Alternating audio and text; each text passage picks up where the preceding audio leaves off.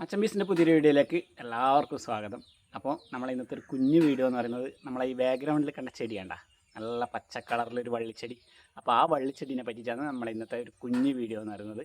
അപ്പോൾ ഇത് എങ്ങനെയാണ് ഞാൻ നട്ടതെന്നും ഇത് ഇപ്പോൾ എത്രത്തോളം ആയിട്ടുണ്ട് എന്നുള്ളതും എല്ലാം ഈ വീഡിയോയിലേക്ക് വരുന്നുണ്ട്. അപ്പം വീഡിയോ കാണാം.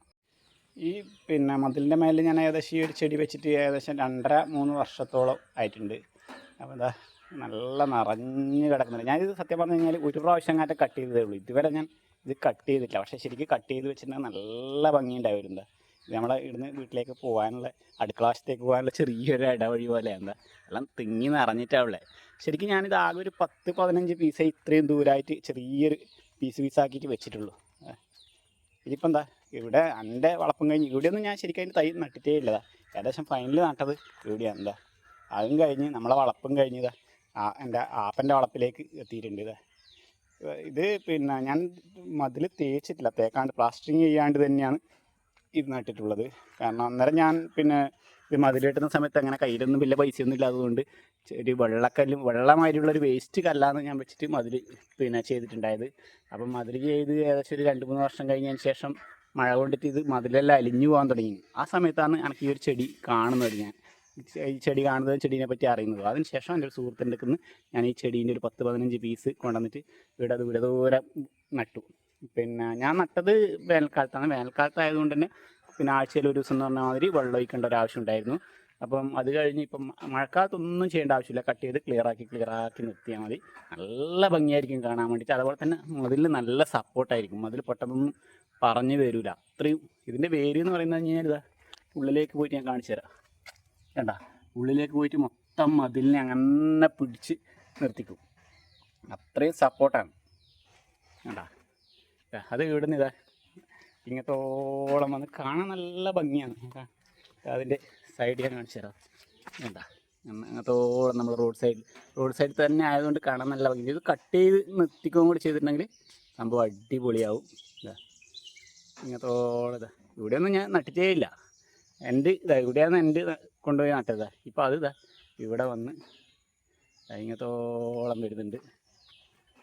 ഈ സൈഡിൽ എത്തി നമ്മളെ വീടിൻ്റെ എൻട്രൻസിലേക്ക് കയറി വന്ന് ഇവിടെയെല്ലാം ഫുള്ളായിട്ട് ഇവിടെ നമ്മൾ ചെറിയൊരു തുമ്പ് മാതിരി കെട്ടിയാണ് അവിടെയെല്ലാം വന്നിട്ട് ഇവിടെ കണ്ട നമ്മളെ ആമ്പലിൻ്റെ ഒരു പാത്രം വെച്ച അതിനെല്ലാം ഫുള്ള് നല്ല ഡിസൈനും മാലയായിട്ട് ഇങ്ങനത്തോളം തിന്നിനി അപ്പം ഇത് വീട്ടിലേക്ക് കയറി പോകാതാ.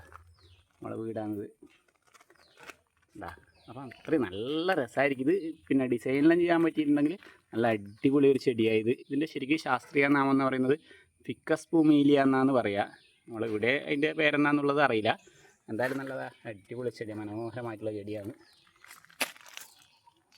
ഇതിലിപ്പം മഴക്കാലമായതുകൊണ്ട് തന്നെ കുറേ കള കയറിയിട്ടുണ്ട്. ഈ കളയെല്ലാം പറിച്ച് നല്ല വൃത്തിയിൽ കത്രിക കൊണ്ട് കട്ട് ചെയ്ത് ലെവലാക്കിയിട്ടുണ്ടെങ്കിൽ നല്ല അടിപൊളിയായിട്ട് കാണാൻ പറ്റും.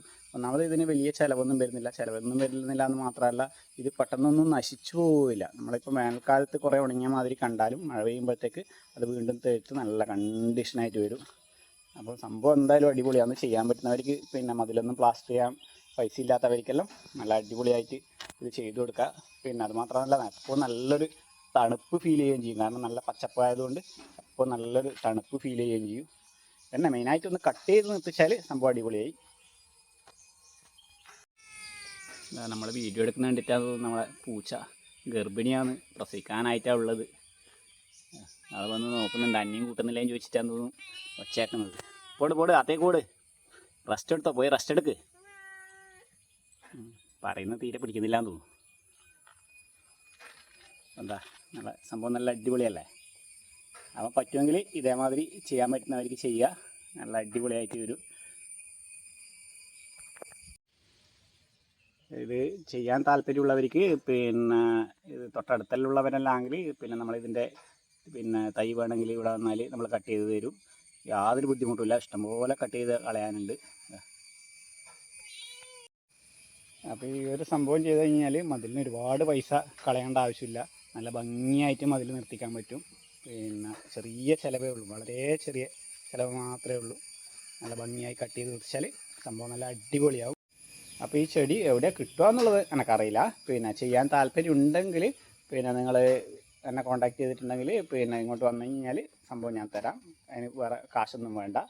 അപ്പം സംഭവം സെറ്റ് ചെയ്യാൻ താല്പര്യമുള്ള ആളാണെങ്കിൽ ഇതുപോലെ നല്ല അടിപൊളിയായിട്ട് സെറ്റ് ചെയ്യാൻ പറ്റും.